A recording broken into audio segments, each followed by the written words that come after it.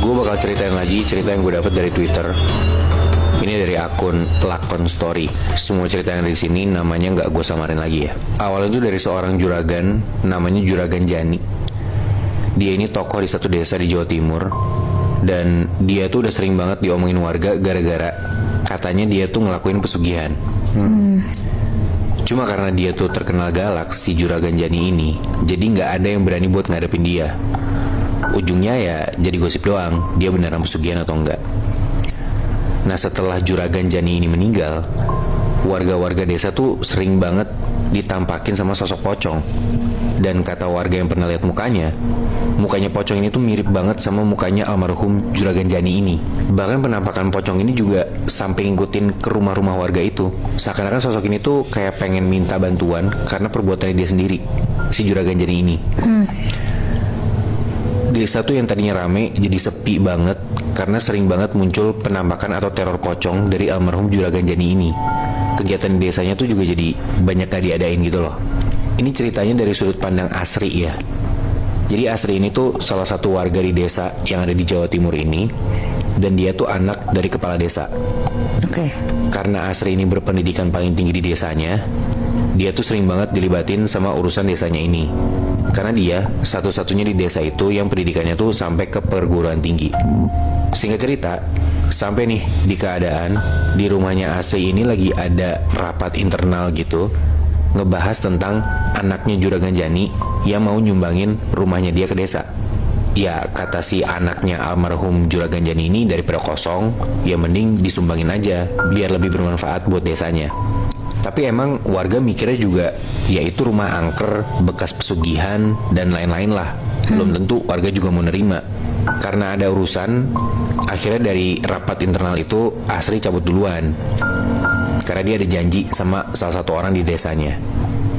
Nah, di tengah perjalanan si Asri pergi itu, tiba-tiba dia ketemu sama anaknya si Juragan Jani ini yang mau nyumbangin rumahnya itu. Namanya Ilham ya. Di situ tuh Ilham minta tolong juga ke Asri, bisa nggak bantuin biar warga tuh mau terima sumbangan rumahnya dia. Si Ilham bilang, "Mbak kan wanita berpendidikan nih ya, masa percaya sih sama hal-hal begituan? Gimana kalau Mbak saya ajak ke rumah aja deh, biar tahu dan bisa yakinin Pak Kades kalau rumahnya tuh emang nggak kenapa-napa." Maksudnya biar ya karena Asri ini anaknya Pak Kades bisa dirayu lah gitu. Pergi tuh mereka berdua ke rumah almarhum si Juragan Jani ini. Karena Asri juga pengen tahu sebenarnya gosip warga tuh bener apa enggak. Rumahnya tuh rumah khas Jawa Timur gitu, yang kayak kayu-kayu, ya pokoknya rumah antik lah. Udah kosong, perabotannya juga gak keurus dan emang rada gede gitu. Jadi emang sayang lah kalau misalkan emang cuman ditinggalin sama satu keluarga kecil gitu. Sambil lihat-lihat gitu, Asri tuh nanya, "Udah kosong berapa lama mas rumahnya?" Ini kata Ilham ya. "Sejak bapak meninggal, ini rumah udah jadi punyaku mbak. Tapi karena istriku sering kesurupan waktu tinggal di sini, akhirnya aku nggak tinggal di sini lagi."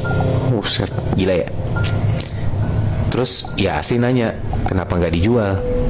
Ya udah pasti karena nggak ada yang mau beli kan. Warga di sini takut, dan kata warga bokapnya si Ilham ini, dia nyebutnya bapak gitu ya, bapak jadi pocong gentayangan sering muncul di rumah ini kayak gitu. Oh, berarti anaknya pun juga ngelihat kalau bapaknya tuh berubah jadi pocong ya?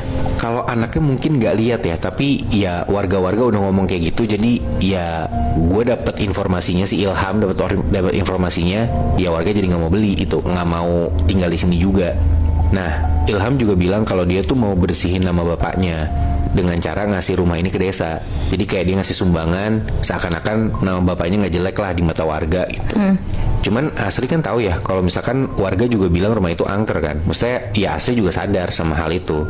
Jadi ya dia jawabnya diplomatis aja. "Wah, saya juga dengar obrolannya tadi sih mas, tapi katanya rumah masnya angker, jadi warga juga nggak mau nerima." Si Asri juga ngomong kayak gitu rada-rada gak enak lah sama si Ilham ini. Udah tuh mereka lihat lagi sambil ngobrol-ngobrol, dan gak lama Asri ini cabut pulang. Setelah keluar dari rumahnya si Juragan Jani ini, badannya Asri tuh kayak kerasa aneh gitu loh Nat Moy. Jadi berat banget, dan Asri tuh kayak nyium bau bangke nyengat banget, tapi gak tahu asalnya dari mana. Dia juga ngerasa kayak selama seharian itu dia diikutin terus selama dia ngelakuin aktivitasnya di hari itu. Udah selesai ngejalanin kegiatannya, ngejalanin aktivitasnya, si Asri ini pergi ke rumah buat pulang. Dan di perjalanan dia ke rumahnya pun, Asri itu ngerasa kalau sesekali dia ngedenger orang teriak kenceng banget kayak manggil-manggil dia. Cuman karena takut, dia nggak cerita ke siapa-siapa. Sampai akhirnya si Asri ini masuk ke dalam kamarnya sendiri. Malamnya, Asri ngerasa suasana tuh makin aneh. Pas dia lagi tidur, si Asri ini kebangun gara-gara dia tuh ngedenger ada suara cewek nangis dari samping rumahnya dia. Takut dong, gemeteran tuh dia. Tapi si Asri ini coba buat beraniin diri dan dia buka jendela kamarnya dia. Tapi ya nggak ada apa-apa. Dan di samping rumah dia emang lahan kosong aja gitu. Oh, jadi cuma suara doang tuh. Cuman suara doang. Dan pas dia tutup jendela kamarnya, suara tangisannya juga udah hilang. Tapi tiba-tiba di belakangnya Asri muncul pocong, Nat, Moy.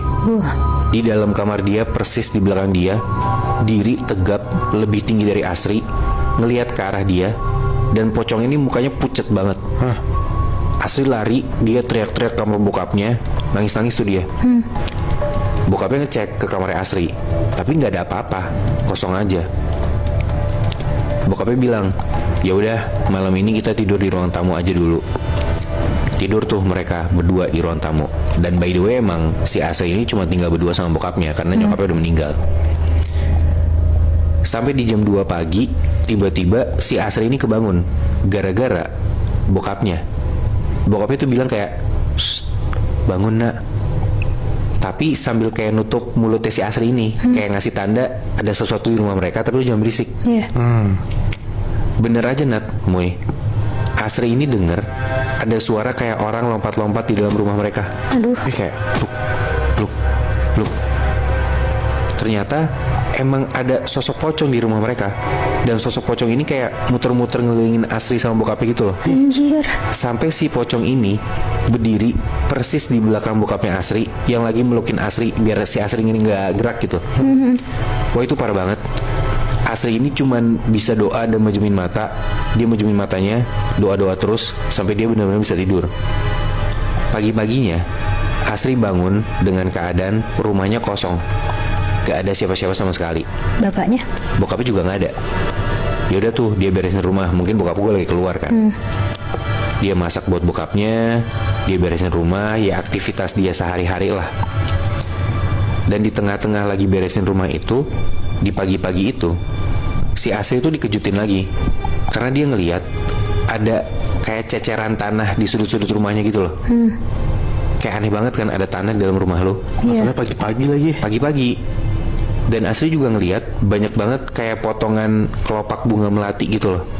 Dan itu tuh kayak ditaburin sengaja sama orang di dalam rumahnya dia. Ya udah diberesin lah sama dia. Dan Asri ini mikir, ini benar-benar abis dia balik dari rumahnya Juragan Jani, teror ke dia tuh gak berhenti-berhenti.